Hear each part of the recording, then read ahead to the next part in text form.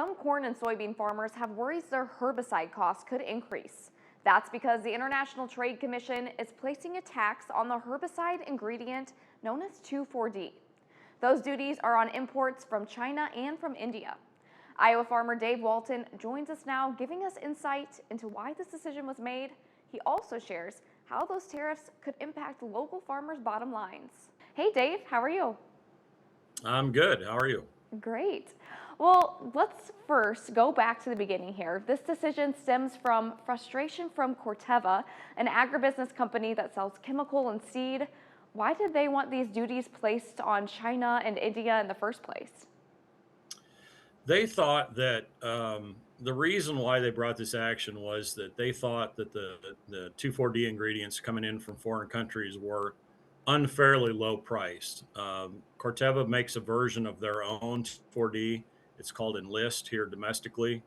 But they thought that the 2,4-D imported from China and India were brought in at an unfairly low price. So they brought this trade action to kind of level the playing field for them. I see, and this started about May 2024 is my understanding when that petition got started. So like you said, this change will make these products more expensive, more in line with U.S. products. Why are farmers frustrated with this? Well, the frustration really comes for two reasons. One is the cost. The chemicals that were coming in from foreign countries were generics and really didn't compete with the Corteva product. The generic products, the 2,4-Ds that are brought in from those countries, are generally used by farmers like me for pre-emergence, burn down applications, and no-till, reduced till. We no-till most of our ground, and almost every acre gets an amount of 2,4-D on it. So that's going to raise my cost, but it's frustrating because those two products don't really compete with each other. So by doing this, they potentially slow down the flow of 2,4-D from other countries and make it less accessible to us either. And why don't those products, why do they not compete with each other if it's the same active ingredient? Yeah, it's the same active ingredient, but the Corteva product is made for an over-the-top application on a soybean that's genetically modified to handle that application. It's a safe-end product. The generic products are not labeled for over-the-top application, so it's actually illegal for us as farmers to use that product in a post-emergent application. So that's why the two don't compete with each other. You really can't use them. I see. And so what are farmers going to do? I mean, if you can't use them in the same situation, you're just going to have to pay that higher price, or how's that going to work? Yeah, so right now the cake's already kind of baked. So we for the 25 growing season, most of those products had already been in the country, already been priced and in our hands before this final ruling that just came out, I believe last week. But we're looking ahead towards fall applications and also spring of 26. So really that the impact is going to hit us mostly in late 25 and early 26. And we don't know what the price is going to be with tariffs and everything. That's also another impact. But the fact that we may not, those countries may choose just not to import into the U.S. because of those countervailing duties is a concern that we don't know yet. And what would that do for our farmers in the area? So, I mean, if you take it to an extreme, what would probably happen is we'd have to use the Corteva product, and it's priced considerably higher than those generics. So the cost per acre would almost double for that particular chemistry. And we're already financially stressed right now. So any increase in cost of our inputs is going to put further stress on our operations. Obviously, you're coming at it from the farming perspective, but do you believe that Corteva has any standing here in their ask from the ITC to, put this petition forward and have this final rule made? I think they thought that it was a matter of these generics holding down the cost that they could charge for their product. I'm not sure that was the case because they didn't seem to really compete with each other in the marketplace. But I think Corteva would obviously have to have a plan for increasing their production to cover those sales, and I would hope that there's other chemical companies that are domestic companies that would look to step in this market also. And you mentioned that it's maybe not the best time for more increases to your input costs. Talk a little bit about the soybean, specifically economy here. I mean, how is that looking this year? Yeah, the soybean economy is pretty rough. We've got a tariff dispute with China going on right now that's keeping pressure on the soybean market. We've got some other market issues that are holding the price of soybeans down. And then from the input side, our costs have continued to rise. So I think most folks are penciling in a slim to zero profit margin on soybean acres this year. So any additional cost on the input side, especially, would take those small profit margins down to very slim to none.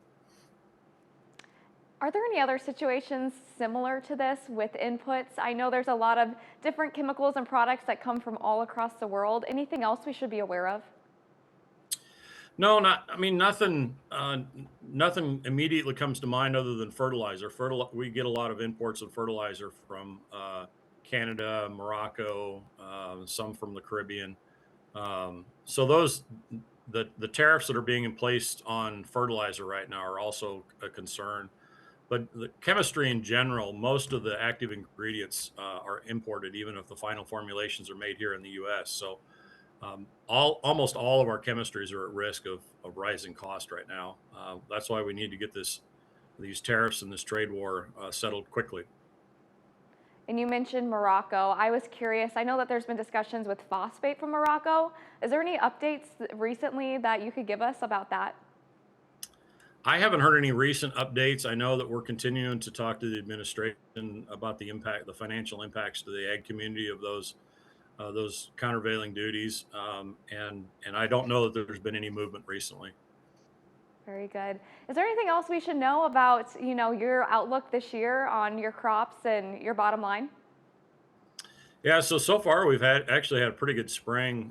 We've made some good progress early on. Of course, the rain the last few days has held us off, but we were dry enough to begin with that I would say in a couple days, 3 days maybe, we'll be back in the field. Farmers are eternal optimists, and we always look for things to get better. And we hope these tariffs and trade wars and countervailing duties on things get resolved quickly. Um, that's one last thing on these countervailing duties. The final tariff rate has not been set yet, so we're going to continue to talk to the folks that we need to talk to make sure that those duties are as low as possible, um, and would have a minimal financial impact on us. Well, Dave, keep us updated on how that goes, and we appreciate your optimism here. And thanks for joining us this morning. Yeah, great to be here. Thank you. Well, it's likely you've seen farmers out in the field planting their crops for this year. The latest USDA crop report saying planting in Iowa is a couple days ahead of schedule. 34% of corn has been planted and 25% of soybeans. Now, across the river in Illinois, it's 16% of corn's been planted and 22% of soybeans. And now we're ready to hear firsthand how the fields are, and we're joined by farmer Phil Furr from Edgington. Phil, you are here today. Thanks for joining us. Morning. Yes. Well, we see you're in the shed right now, not in the tractor. Tell us, why is that? We had that moisture, rainfall at the end of last week, and it was ideal. We had a great planting window this spring, and April was really rewarding to farmers in this area of West Central Illinois. It was just a great window to get out and get the crops in the ground, and a lot of progress being made. Well, how is this weather situation looking? What's the outlook for the rest of the planting season? It looks like we got a great forecast at end of next week or through next week. I would guess the majority of crops in this region will be done and in the ground and planted. A lot of farmers already done. Personally, I'm about 95% done. Mid-April was really rewarding for farmers. Soil conditions were dry, and crop went in really fast. Little bit of rain last week was ideal, so we're sitting in a good position as far as planting progress. Yeah, so a good position. You're almost done is what it sounds like. How does this compare to other years? I would say this is one of the better springs I can remember.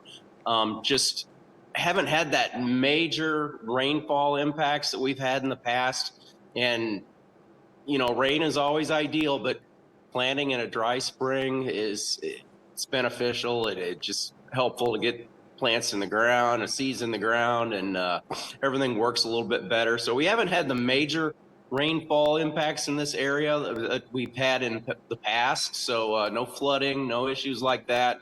It's been ideal for us. Well, now those seeds, a lot of them are in the ground, and I know we can't tell the future, but what do you expect this year? Do you have any major concerns?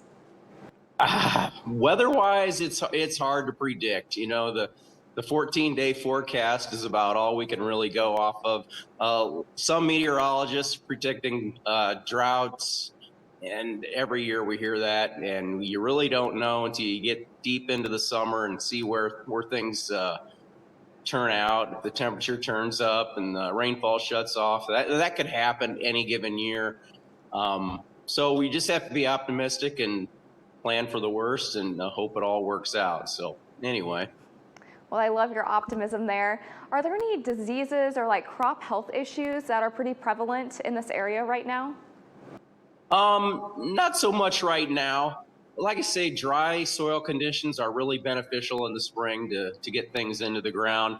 One of the trends in the last few years is to plant soybeans early, and I'd see most of the areas has done that, and that's due to a lot of changes in technology, seed coatings, seed treatments that have allowed us to plant soybeans early. And this coating or seed treatment just allows those soybeans to lay in the ground longer, allows to resist a lot of the molds, a lot of the little cold season fungus and things like that can affect it. So that kind of spreads our workload out, and it's really been helpful to us. Get that crop in the ground in early to mid-April, and I see a lot of farmers doing that across the Corn Belt. Well, Phil, any final thoughts here on the outlook on planting season? No, I think people are going to get wrapped up this week. It looks to be a good spring. Well, great. Well, we appreciate you taking a few moments this morning to talk with us and wish you the best of luck. Okay, thank you.